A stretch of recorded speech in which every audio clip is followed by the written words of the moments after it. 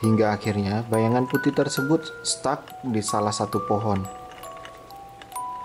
Mungkin dia karena penasaran, jadi pas dia lihat dengan jelas, ternyata sosok itu cewek lagi duduk sambil ngayun-ngayunin kakinya. Wow.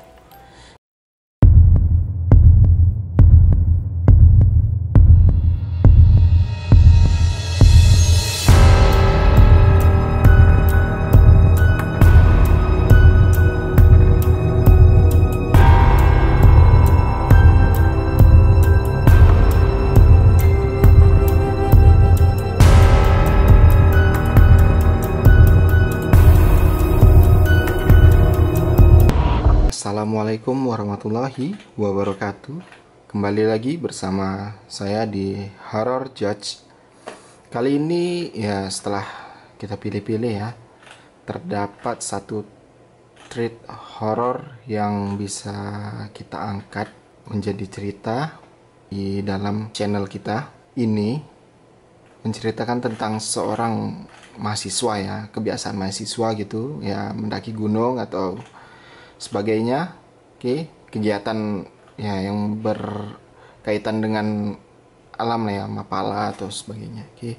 Jadi sebelum kita membaca thread ini bersama-sama, alangkah baiknya kalian bantu channel ini untuk mensubscribe agar channel ini lebih berkembang dan banyak menceritakan kisah horor untuk kalian semua. Oke.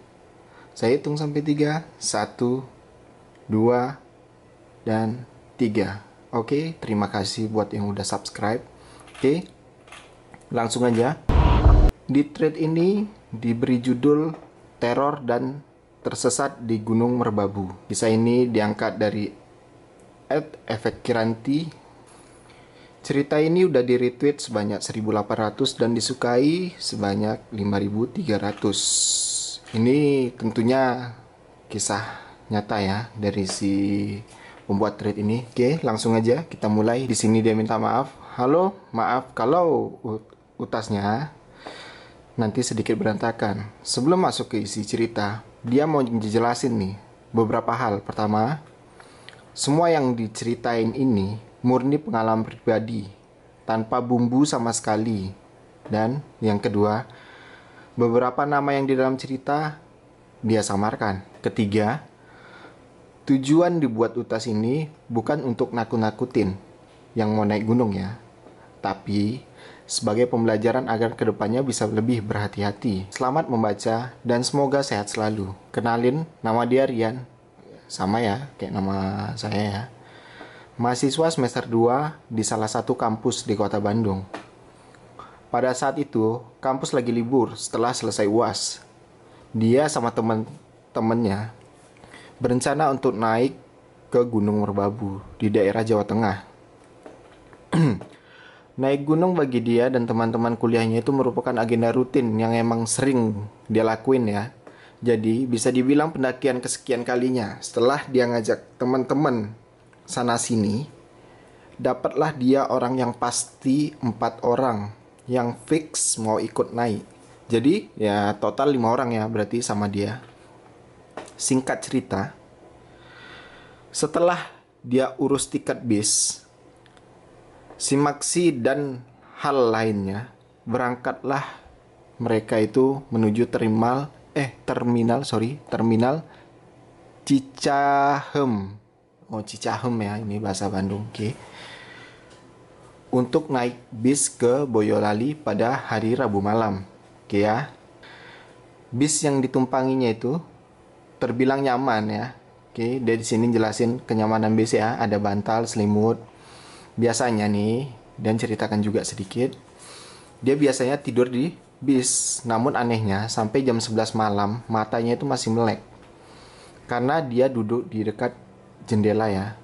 Jadi dia bisa ngelihat hutan-hutan gelap di sepanjang jalan. Oke, waktu berlalu jam udah menunjukin ke angka jam 1 ya. Oh, ini dia nggak pakai jamnya, oke. Tapi mata dia pun masih belum ngantuk ya. Dia mungkin apa ya? Belum capek atau gimana mungkin, oke. udah dipaksain tapi tetap nggak bisa. Karena hemat baterai, HP dia matiin. Jadi sekarang dia cuma bisa menatap jendela. Di sepanjang jalan emang kelihatan jarang banget pemukiman. Cuman ada hutan yang gelap sepanjang kiri dan kanan jalan.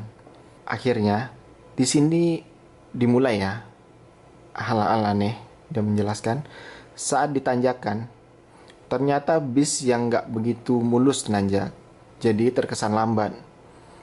Dia yang duduk di samping jendela bisa melihat jelas pohon-pohon di luar jendela.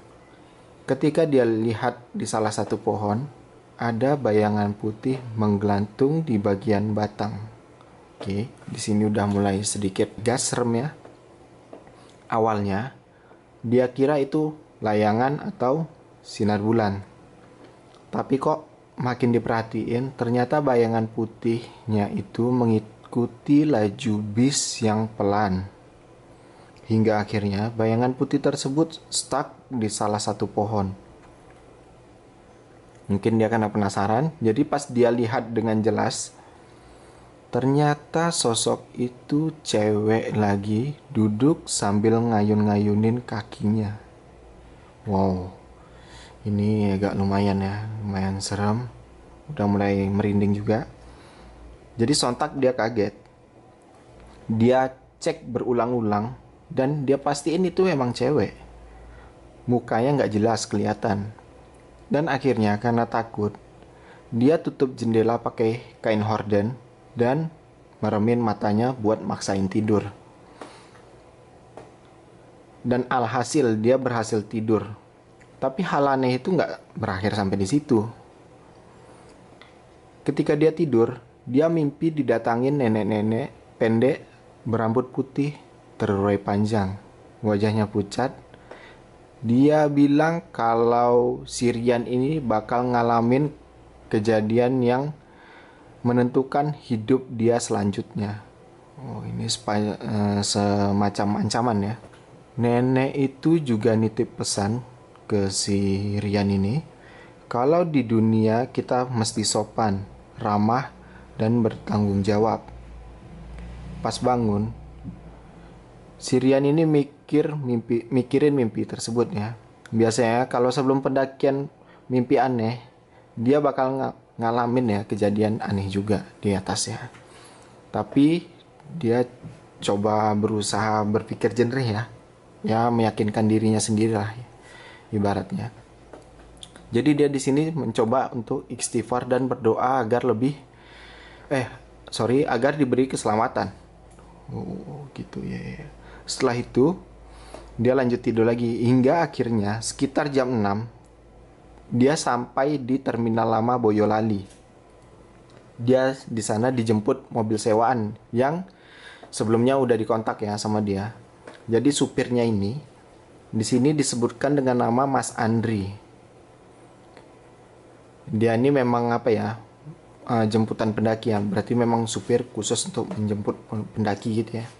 Jadi setelah turun dan ngobrol sebentar sama Mas Andri, kami langsung diantar menuju base camp Selo sini ya namanya. Sebelumnya, dia ini minta diantar dulu ke minimarket dan pasar untuk beli kebutuhan logistik ya kayak mie instan, snack, rokok ya mungkin kalau bagi yang rokok dan sebagainya ya. Sampai di pasar, temen dia itu yang berempat itu turun nyari ATM untuk belanja ya. Sedangkan si Rian ini diam di dalam mobil sambil ngobrol sama Mas Andri tadi ya. Hingga akhirnya Mas Andri bilang, kalian berani amat naik bis hari Kamis. Nanti ngecamp pasti malam Jumat. Serem loh. Dengar kata-kata itu, si Rian pun hening ya, bingung. Tapi ya Mas Andri coba meyakinkan lagi ya, udah nggak usah dipikirin. Yang penting sopan dan nggak macem-macem. Oke ya, di sini dia coba meyakini ya. Oke, dia pun mengiyakan karena niat baik pasti akan baik juga dalam segala hal di kedepannya. Padahal di dalam hati si Rian ini ya udah mulai deg-degan juga ya. Dia pun kaget karena nggak ngeh kalau booking jadwal pendakian di hari Kamis. milih milih mungkin ya, milih tanggal tersebut karena tanggal tersebut dan sesudahnya teman-teman ada yang agenda lain. Tapi ya udah, semua pasti akan baik-baik saja. Dia ya di sini coba meyakinkan dirinya sendiri. Oke. Setelah sampai base camp Selo, kami langsung istirahat sambil packing ulang karir bawaan. Suasana base camp saat itu sepi ya. Cuman ada 3 rombongan termasuk mereka. Setelah packing itu selesai dan mereka sarapan, sekitar jam 10 kami pergi ke loket untuk ngurus izin simaksi. Oke. Lanjut siang nanti ya. Oh, dia tidur ya. Oke, lanjut. Sebelum start pendakian, dia emang dasarnya emang peka terhadap hal-hal gaib dan mewanti ke teman-teman lain untuk lebih berhati-hati. BTW, teman pendakian kali ini ada juga satu temennya yang peka terhadap hal gaib. Sebut saja namanya Rama di sini ya. Oh iya, dia sama Rahma itu emang sering mengalami pengalaman mistis ya. Kadang kalau gabut di kosan, dia sama Rama itu dan teman satu lagi sengaja nyari-nyari hal mistis di daerah sekitar kampus untuk sekedar menanyakan sejarah tempat.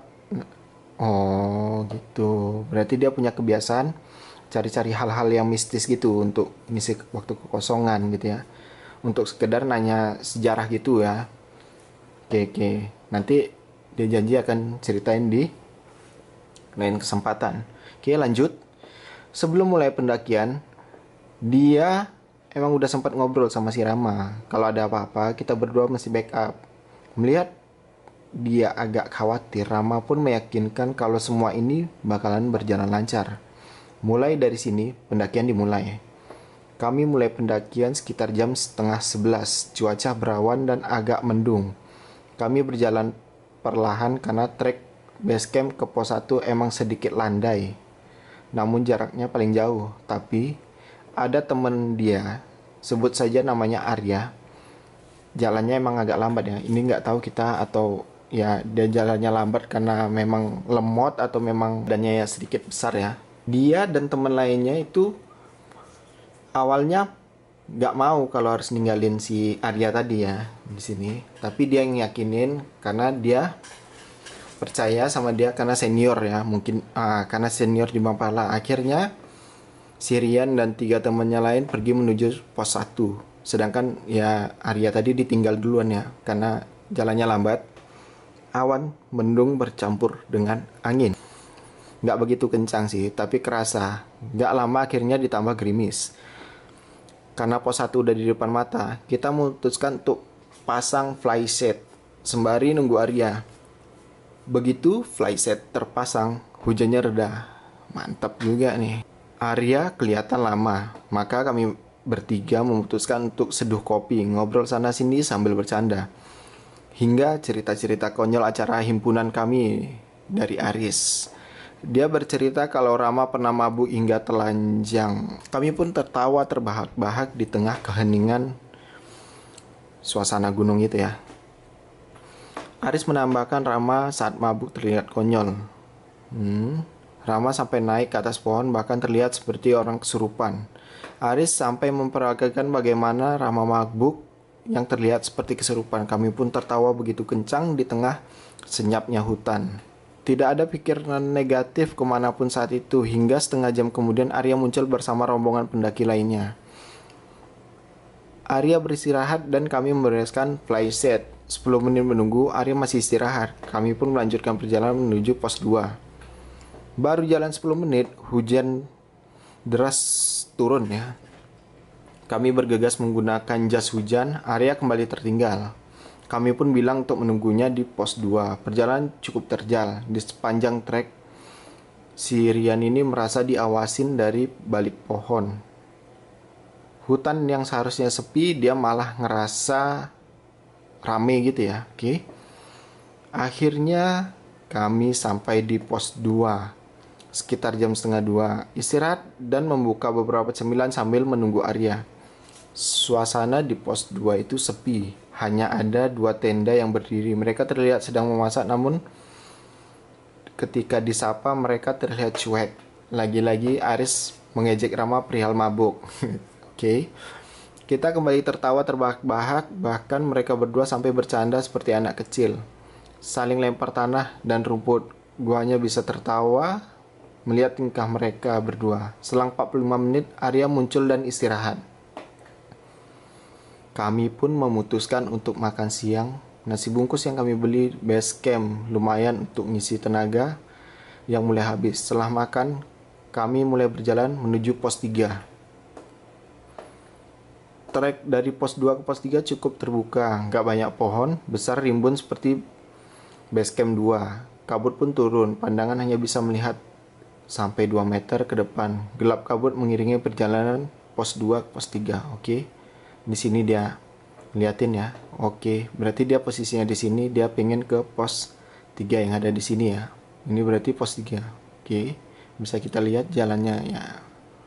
Terbuka, lumayan terbuka ya. Oke. Oke, sekitar 1 jam berjalan, kami pun sampai di pos 3. Ketika baru duduk untuk beristirahat, dia melihat ada monyet yang berukuran sangat besar, gak seperti ukuran monyet pada umumnya. Anehnya lagi, gak ada yang melihat sama sekali kecuali dia. Bahkan si Rama pun gak ngeliat ada monyet. Ya, monyet itu mondar-mandir dan ngelompat-ngelompat. Hingga akhirnya monyet tersebut menghilang secara tiba-tiba. Dia masih mencoba untuk berpikir positif di sini ya. Menganggap kalau monyet itu adalah ilusi. Setelah selesai istirahat, sekitar jam 3 kami mulai perjalanan. Trek mulai curam dan menguras tenaga. Cuaca yang tadinya mendung kali ini menjadi terang benderang. Kami pun berpapasan dengan para pendaki yang turun. Oke, ini fotonya ya. Cuacanya terang ya, nggak mendung lagi. Kami pun sempat ngobrol dan katanya di Sabana 1 hanya ada 2 tenda yang berdiri. Itu pun pendaki yang mau turun karena trek yang berat. Akhirnya kami terpisah.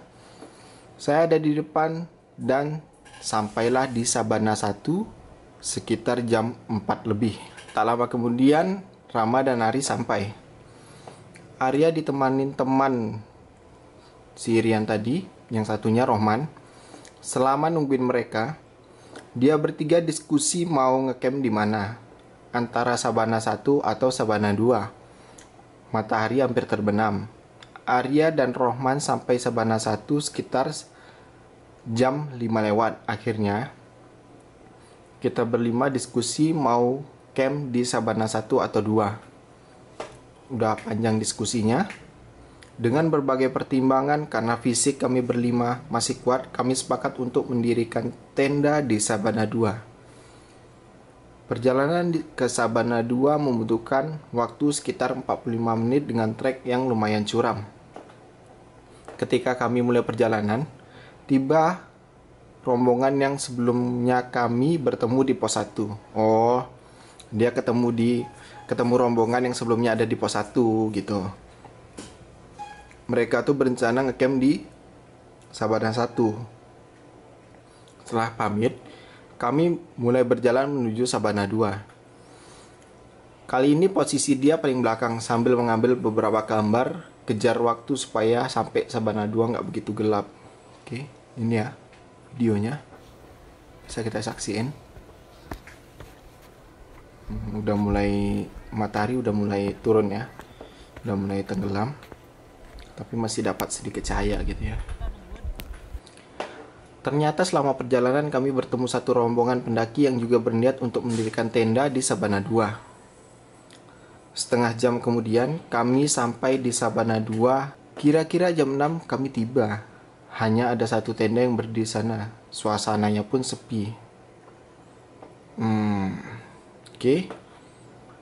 Ini kayaknya kita lanjutin ceritanya di part kedua, karena kebetulan ceritanya ini masih sangat panjang ya, masih ada 109 lagi. Oke, jadi untuk kali ini kita stop sampai di sini dulu ceritanya. Kita bakalan lanjut ke part keduanya. Kebetulan dia pun mau bobo ya. Mau bobo. Sampai jumpa nanti malam dan sehat selalu ya. Kita lanjutkan thread ini di part kedua. Terima kasih yang udah nyaksiin part 1 ini.